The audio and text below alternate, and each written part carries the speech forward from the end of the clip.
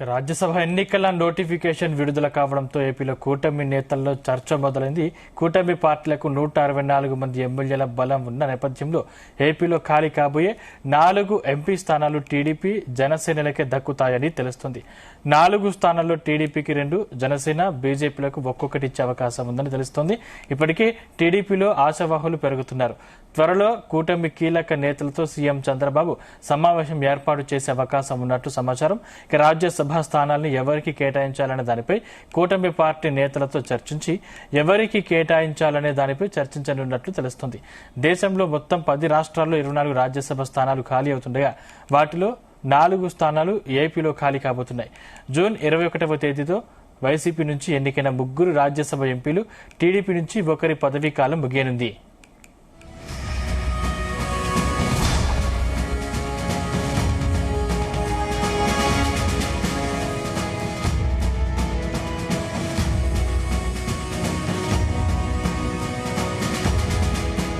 ఇక రాజ్యసభ ఎన్నికల నోటిఫికేషన్ రావడంతో కూటమి నేతల్లో చర్చ మొదలైంది. దానికి సంబంధించిన మరింత సమాచారం మా ప్రతినిధి సుమలత అందిస్తారు. సుమలత. ఓకే సందీప్, ఇప్పటికే చూసుకుంటే కూటమి ప్రభుత్వానికి సంబంధించి మొత్తం పార్టీలు 164 మంది ఎమ్మెల్యేలు బలం ఉన్న నేపథ్యంలో ఏపీలో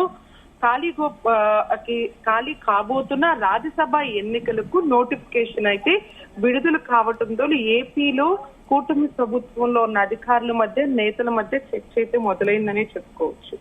ఎమ్మెల్యేల బలం మొత్తం పార్టీకి సంబంధించి 164 మంది ఉన్న నేపథ్యంలో ఖాళీలు కాబోయే ఏదైతే ఉన్నాయో ఎంపీలకు సంబంధించి 4 స్థానాలు అయితే కూటమి ప్రభుత్వానికి ఖాళీ స్థానాలు ఉండబోతున్నాయని కూడా చెప్తున్నారు. వాటికి సంబంధించి టీడీపీకి వచ్చి 2 స్థానాలు అయితే, జనసేనకి వచ్చి 1, బీజేపీకి ఒక్కొక్కటి వచ్చే అవకాశం ఉందంటూ కూడా మనకైతే కూలంకుషంగా తెలిసే అవకాశం అయితే ఉంది. ఇప్పటికీ చూసుకుంటే టీడీపీలో ఎక్కువగా, ఎందుకంటే టీడీపీ ప్రభుత్వం వల్ల ప్రజల్లో కానీ పథకాలు కానీ అలాగే వెళ్ళినాయి. అలాగే మన రాజ్యసభ సభ్యులకు సంబంధించి కూడా ఏదైతే నోటిఫికేషన్ విడుదల కాబోతున్న నేపథ్యంలో ఏపీకి సంబంధించిన కూటమి ప్రభుత్వంలో కూడా నేతలకు సంబంధించింది కూడా ఏపీకి సంబంధించి 4 స్థానాలు రాబోతున్నాయి అన్నది కూడా అంశం అయితే చర్చాంశంగా అవుతుంది. ఇప్పటికే చూసుకుంటే త్వరలో కూడా కూటమి కీలకంగా నేతల మధ్య కానీ సీఎం చంద్రబాబు నాయుడు సమావేశాలు ఏర్పాటు చేసే అవకాశం ఉన్నట్లు కూడా అయితే చర్చనీయాంశంగా ఉంది. ఆ సమాచారం కూడా రాబోతుంది. ఏదైతే రాజ్యసభ స్థానాలకి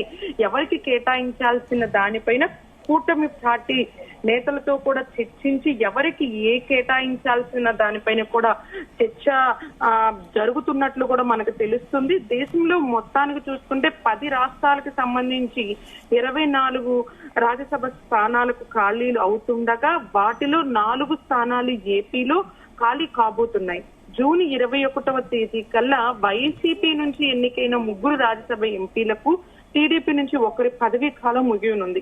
ఏదైతే ఉందో గత ప్రభుత్వంలో ఉన్న ఎంపీలు వాటికి సంబంధించి ఏదైతే ఉన్నాయో వైసీపీ ప్రభుత్వంలో పార్టీకి సంబంధించి జగన్ మాజీ ముఖ్యమంత్రి ఏవైతే ఉన్నారో వాటికి సంబంధించి రాజ్యసభలో అయితే ఏదైతే సీట్లు ఖాళీ అవి 3, టీడీపీకి సంబంధించి ఏదైతే ఉందో 1 వాళ్ళకి సంబంధించిన పదవీ కాలం కూడా ముగి ఉండటంతో ఇప్పుడు సరికొత్తగా రాజ్యసభ ఎన్నికలకు నోటిఫికేషన్ రానున్న నేపథ్యంలో ఏపీ కూటమి ప్రభుత్వంలో కూడా ఎవరికి ఏ సీట్లు ఇవ్వబోతున్నామో ఈ సీట్లు కేటాయింపుకు సంబంధించి కూడా టీడీపీకి 2, అలాగే జనసేనకి 1, టీడీపీకి కూడా 1 రాబోతుందన్నది కూడా చర్చాంశం అయిపోయింది. దీనికి సంబంధించి ఏదైతే ఉందో సభ్యులకు సంబంధించింది కూడా సీఎం చంద్రబాబు నాయుడు కూడా కూలంకుషంగా చర్చించుకునే విధంగా కానీ పార్టీ ఆఫీస్ లో కానీ ఎక్కడైతే ఏదైతే ఉందో వాటన్నిటికి కూడా చర్చానీయాంశంగా జరిగేట ఒక సమీక్షను ఏర్పాటు చేసి ప్రజలకు అన్ని విధాలుగా అందే విధంగా నేతలు ఉండాలంటూ కూడా చెప్తున్నారు. ఇప్పటికే మనకి కూటమి పార్టీకి పరంగా చూసుకుంటే ఎమ్మెల్యేల బలం కూడా మనకి ఇప్పుడు 164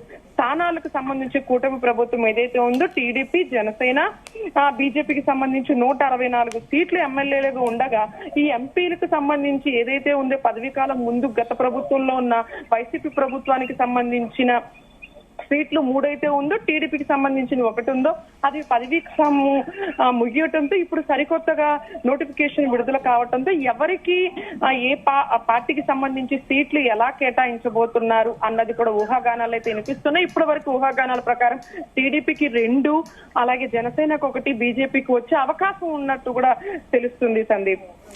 ఏంటి సుమలత, అంటే ఇప్పటికే టీడీపీలో కూడా చాలా మంది ఆశావాహులు పెరుగుతున్నారు, అంటే టికెట్ దక్కని వారి పరిస్థితి ఏంటి, వాళ్ళని ఎలా సంపాదిస్తారు?